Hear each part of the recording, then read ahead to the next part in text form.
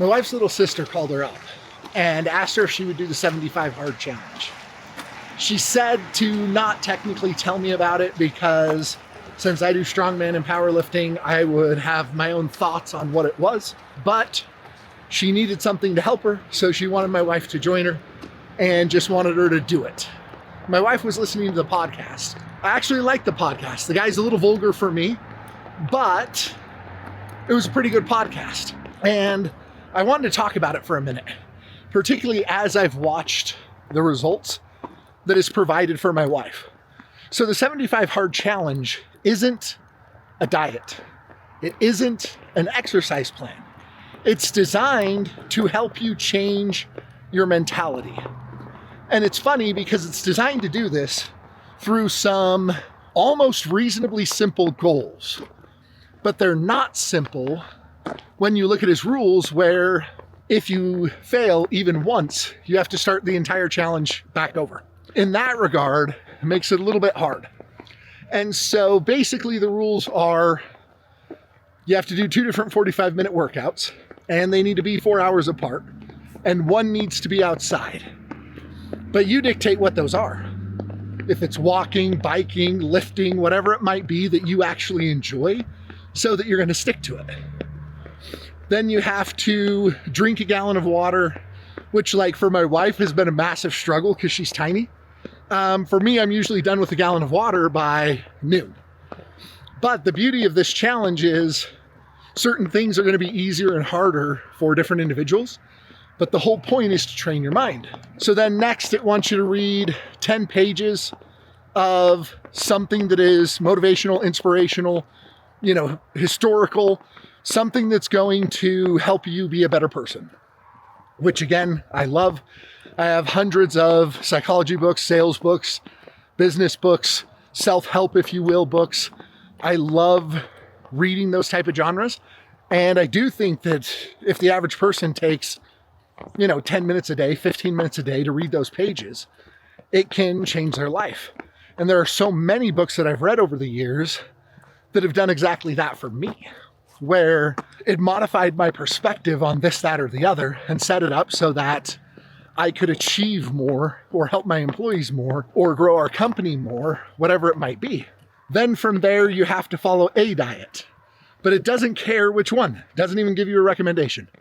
You can follow pretty much whatever you want. It does say that you should cut sweets out entirely, not partake in any of those, but you can do carnivore, you can do just healthy eating, you can do macros, you can do whatever it is that you're wanting to do that's going to suit you and your personality. And one that's easy for us is don't drink alcohol. But that's the beauty, is in one way or another, this challenge is going to be hard for you. It's going to make you want to be better, but it's going to train your mind. And so I love the thought of this.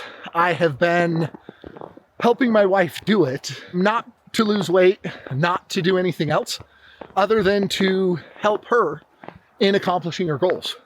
Because that's one of the things that I want to be able to do for her. She's unquestionably happier achieving her different goals. She is losing weight, even though that's not the point of this. She is learning. She's doing all the different things that you would want to do, and she is thriving on this challenge. And it's funny because I think it was Thanksgiving Day, 9:30 at night, maybe 9 o'clock at night. She hadn't drinking. Wow, that's amazing English. You can tell I live on a farm now. She hadn't drank all of her water, and she was super tired. She's like, if I try to drink this after Thanksgiving, I am going to not feel good. I can't finish my water. So I looked at her and I'm like, well, I'm not allowing you to fail on your goal because you'll have to restart. And at this point, I think she's more than halfway through. And so I told her I would set my alarm, I'd wake her up, and she could finish her water before midnight. So I did. I set my alarm, woke her up. I don't think she was overly happy in that particular moment that I woke her up, but she got up, she drank her water, She went back to sleep. She's achieved it every day since. And it's worked out exceptionally well on this program. And she was very glad the next day that I had helped her achieve her goal. The whole point of 75 Hard is helping to train your mind. It isn't getting healthier, although that is going to be a byproduct, because a mind that is working well is going to be a healthier mind. It isn't to make you smarter, although a mind that is wanting to learn and grow is unquestionably going to get smarter, become more emotionally intelligent, and just be better off overall. As she's been doing all of this, it's been fun to watch the change in her. And it's intriguing how well this ties into some of my own personal beliefs. Because I, started running companies at a very young age. Even when I was a teenager, my best friend and I were running Sumo Time party planners. The owner would book a job. He would send us out. We'd be in charge of the job. I mean, granted, it helped that we were massive. And like a job that used to take 5 people, he could send the 2 of us to, and we could do it by ourselves. We got more tips than anyone ever had. We were doing different things. By the time I was 21, I had over 40 employees. But that being said, throughout my life, I've had different times where I wasn't using my mind as effectively as I should have. And there have been times, like particularly my car accident or one of those situations where I herniated multiple discs in my back. I was not remotely feeling well. At the time, I was a national champion powerlifter. I'd won every strongman I'd competed in for a couple of years. And to go from that to struggling to even make it through a workday, or struggling to even try to run a sales call or something because my body just hurt way too much, were very, very hard times. And for me, it was several years ago that I sat down, I looked at my life, and I'm like, okay, when have I been the happiest? When have I been the most productive? And what things did all of that have in common? I was looking at what was going on in my life when those things had occurred. And I came to a few different realizations. And it was funny because it's all things that I knew. I realized that when I was reading, I was happier. When I am working out every day, I'm happier. When I'm accomplishing goals, I am happier. So I came up with my own personal mantra. It's Champions Reborn. I own the website. One day it'll have something on it. It'll eventually be my next book. The slogan behind it is, a champion is reborn daily by setting and achieving daily goals. Because it's not about the end goal. It's not about winning the championship with your team. It's not about your year-end profit and loss statement. It's not about any of that type of stuff. It's about what you're doing every day that's setting you up for success. What you're doing every day to push yourself to a new height. I had a conference that was Heating and Air Conference. It was a leadership conference for contractors. And in it, Weldon Long spoke. And Weldon Long talked about his personal prosperity plan and how he read it every day in prison and after prison, and how as he read it, it set up that he understood who he was and how to react in different situations. And he was training his mind how he wanted it to respond. And that's kind of what 75 Hard was doing. That's what my motto of Champions Reborn was doing. I put a lot more thought into this, and I started looking at what daily goals I needed to put in, what I needed to achieve. Weldon talked about how some of them should be physical, just like on 75 Hard, you have to work out.